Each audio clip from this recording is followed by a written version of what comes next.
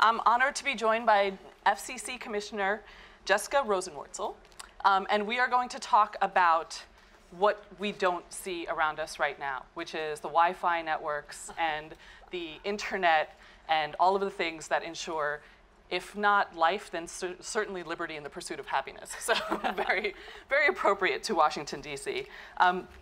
So the first thing that I wanted to ask you about is one of the things that people don't really understand about the internet is how, because it's intangible, how very tangible it is when you're thinking about the structure of it. Can you talk about how you visualize the internet and the future of the internet?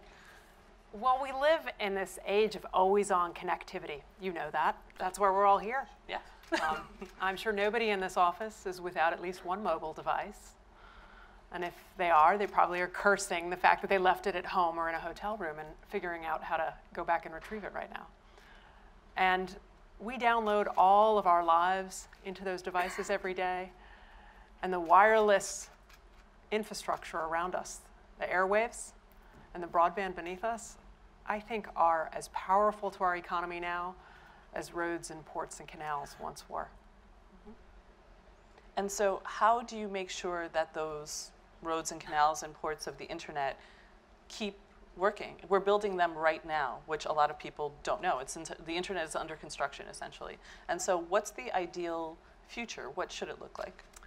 Well, I think with every aspect of our civic and commercial lives, traveling over those digital roads, it needs to be the task of the public sector and the private sector to make sure that those digital pathways are as robust, reliable as possible, and also that they reach everywhere.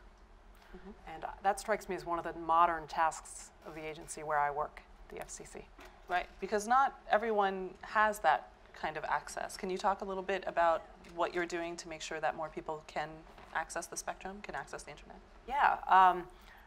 Well, the United States, no surprise, is a vast country. We've got dense urban areas like New York, where you're from. And we've got some rural places in Alaska that give new meaning to unpopulated. But we're going to have to figure out a way to make sure that we get connectivity in every part of this country.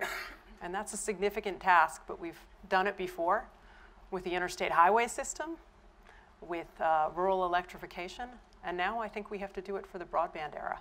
And we've got to approach it in that same historical way in order to be successful. Right, thinking of the future. And so one area that I know that you've been very interested in is how a lot of children can't access broadband, and they have a great deal of, in order for them to be educated, they need to. Our schools essentially run on that. Can you give us the latest on where that stands? Well, here's a statistic that I found really amazing, because it's nothing like when I was in school. But today, 7 in 10 teachers assign homework that requires internet access. But data from the FCC suggests that as many as 1 in 3 households do not have broadband. So think about where those numbers overlap and try to imagine being a school-aged child in one of those households. It's just hard to get your homework done. And I think we can do more to try to help bridge that homework gap. I think it's the new digital divide. There's data from the Pew Research Center that suggests that 5 million households with school-aged children in this country do not have broadband. Now, 5 million is big, but I think that's a size that we can find some ways to make sure that we fix it, because if every child has the ability to do their homework, that doesn't just help that student, that's going to help our economy for the long haul, because it's increasingly a digital one. And how do we get there? How do we get there? I think that's going to take a lot of things. I don't think it's going to be a single solution. There are things we can do with an FCC program called Lifeline that supports low-income households today getting phone service. We could make some small changes so it's broadband eligible. We could also do a lot more with Wi-Fi. The New York City Library right now loans out wireless hotspots. Just think about what the difference that can make for a family that's not connected. And we've got school buses in some places in California right now that have Wi-Fi routers on them so the students can do their work on the bus on the way to school and home. So I think we can get creative if we think like that and find a way to bridge that gap. Right.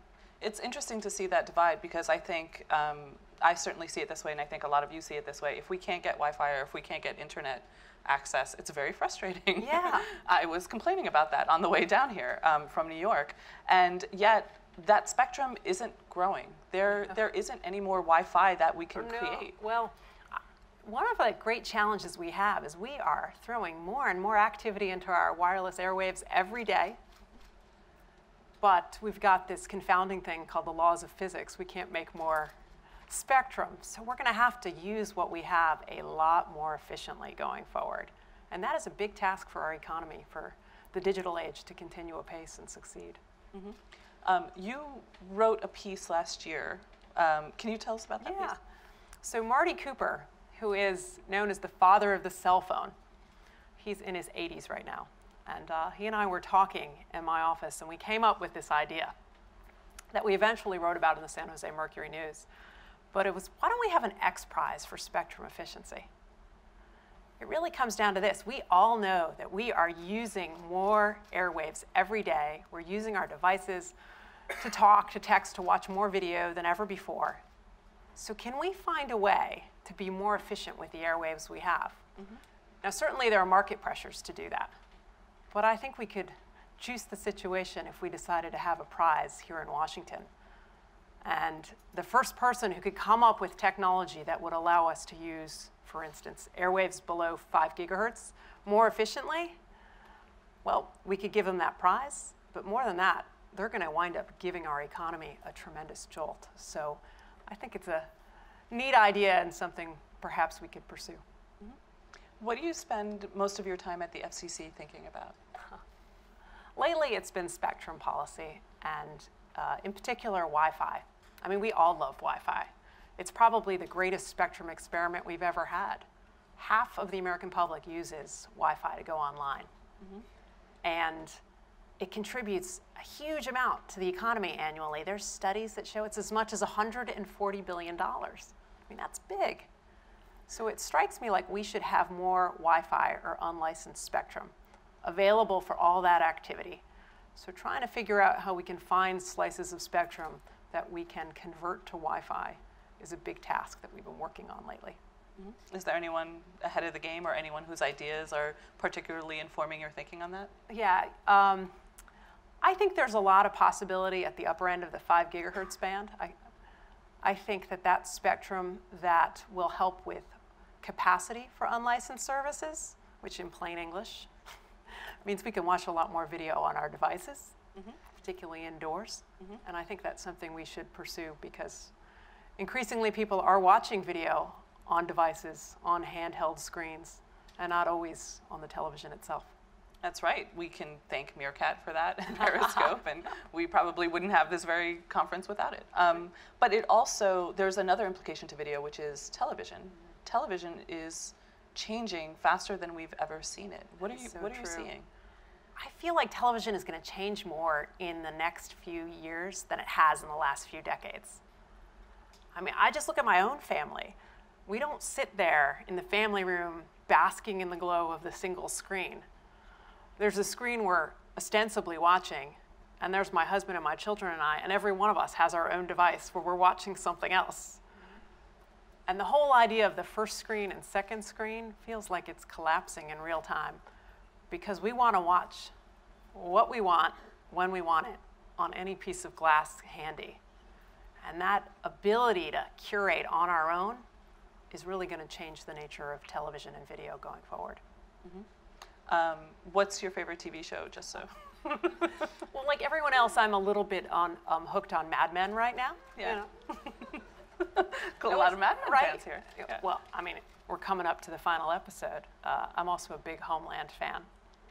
And, you know, we've got some goofier stuff we watch, but I'm going to credit my children and my husband for that. That's great. And so now the thing is to see how those policies are really being used. As you make your policies in Washington, mm-hmm. but you often have to get the ideas from other places. How do you get the ideas of what you should be focusing on? How do you engage with constituents, with people who are actually using the internet and who want to get something across to the FCC? Yeah. Well, I obviously take a lot of meetings sitting here in Washington, and working at the FCC, it's sort of appropriate that my phone works. In fact, I usually answer it myself. But I think the most important thing for anyone in Washington is to get out of Washington. The great luxury of my job is I can do that. And so in the last week, I've been in San Francisco, in Chicago, and in New York. And in every one of those places, I've lately been speaking to a lot of startups to find out how they're using mobile. What are they coming up with? What things interest them when it comes to the new digital age economy? And how are we at the agency going to come up with the bandwidth so that their entrepreneurial activity can really grow? And what have they been saying? Well, it strikes me like the most important device we all have right now is our mobile phone. And there's nobody who's planning for any activity that doesn't involve what they can do on mobile. So that always brings me back to Spectrum and trying to figure out how we're going to zone our airwaves to accommodate all that activity. But I think it's really exciting because with those phones, we've all got supercomputers in our pockets. And that is changing how efficient and effective we are every day. What did you learn from the startups that surprised you most? Well, I think that we're going to have to figure out better ways for the entrepreneurs in this country to interact with government. I think we've got some work to do. Washington is still, by and large, a paper town. We've got some analog pathways to getting things done, and we're going to have to figure out how to reach out more broadly. Instead of just speaking through local filters, try to talk directly to people who are creating jobs in this new economy. I mean, we've got 750,000 people working in the applications economy right now. That's exciting. That's work here on our shores. And we're going to have to figure out how to have a better and more direct conversation with those entrepreneurs, because they're small businesses, and small businesses create the bulk of jobs in this country. What have you seen works best? Well, I think we're still trying to figure that out. One of the things I think that government should do more is think about sandboxing. Instead of starting every new public policy change with this big, broad effort to start a rulemaking, to have a blue ribbon panel, to have a series of fora and discussions, I feel like we should act like computer programmers and just set up a safe space to experiment and run more tests and embrace iterative learning. I think we will be capable of changing faster, and we will reduce our risk aversion if we think about how to test big ideas in a small way. One of the things that a lot of those entrepreneurs are concerned with is how the FCC will govern competition, particularly in broadband. What are you thinking on that front? Well, competition is a good thing. Let's start from that. We need more of it, and it is, in fact, something that is an anchor of one of the laws we deal with at the FCC, known as the Telecommunications Act of 1996. I think the challenge now is trying to figure out how we get more really high-speed capacity from more sources into everyone's household and business. And we are making progress. I mean, we have some fiber overbuilding that is happening in some cities in this country. We've got our traditional telephone companies deploying fiber further in their networks so that they compete with the cable companies' DOCSIS 3.0. We've got 4G wireless service that is deployed here at a much greater rate than anywhere else in the world. And around the bend, we'll have 5G service, which could bring speeds as much of 1 to 10 gigabits. So I think we're on our way, but it's going to be a process. And I'd like to remind everyone, if you have any questions, hashtag them Digital Beltway. You can also just send them straight to me at morehn, and I'll take a look at them. So as you travel to other cities, do you find that some cities are more engaged or have populations that are more engaged in what's happening right now? I mean, San Francisco would be a likely culprit, but outside of San Francisco? You know, I think that there's entrepreneurial activity that is going to happen all across this country. It's not just going to be the Bay Area, for instance, or New York, or Boston, or Austin, or places people think about traditionally when it comes to digital age activity. I think we're going to find it has a different flavor in different parts of this country. Washington, right here, has a big incubator in town known as 1776, and most of the people working with them are thinking about how to intersect with highly regulated industries. like education, transportation, and energy. But they're trying to come up with novel ways to work on those issues here in Congress's own backyard. And I think that's a good example, which is you'll take what exists locally and figure out how you can use technology to improve on it and make it more efficient and effective. What do you often have to clarify most about the role of the FCC in all of this? Because there are a lot of people who'd like the FCC to kind of fix a lot of things. You know, I feel like we've got a history of working on indecency in the television set, but that's a pretty narrow view of what our tasks are, because we're ultimately responsible for making sure that the broadband beneath us and the airwaves all around us are going to carry the nation's digital traffic. And I think that is a really important task. And if we do it right, we're going to benefit in every aspect of our lives. That's great. I will actually take questions directly from the audience because the internet is not cooperating with what we want. Okay, that's like the definition of ironic. It's the definition of ironic. We need more Wi-Fi. We need. I think the Wi-Fi is great, but I'd like you all to indulge your curiosity. What are you curious about? Think about some questions. Raise your hands, and we'll talk about that. Go ahead. Yeah, does FCC have any plans to make our internet market more competitive? I mean, we have very different models in Europe, and maybe you can talk about, do you have plans to change that, or are we okay with how it is now? Oh, no, we need to promote more competition no matter what. And one of the actions we recently took, actually, was an action to preempt state laws that prohibited the expansion of municipal broadband. For instance, we found that there were communities in Chattanooga, Tennessee, and Wilson, North Carolina, where they had deployed really high-speed 1 gigabit service at the municipal level. But there were some state laws prohibiting their expansion into areas that were not as competitive and didn't have high-quality speeds. So just a few months ago, we took action to preempt those laws. So we're looking for ways, some of which are small like that, but they're designed to make sure that we have more competition and higher speed networks everywhere. Thank you. And that's actually all the time we have. Commissioner Rosenworcel, thank you. Thank you so much for having me. Thank you all.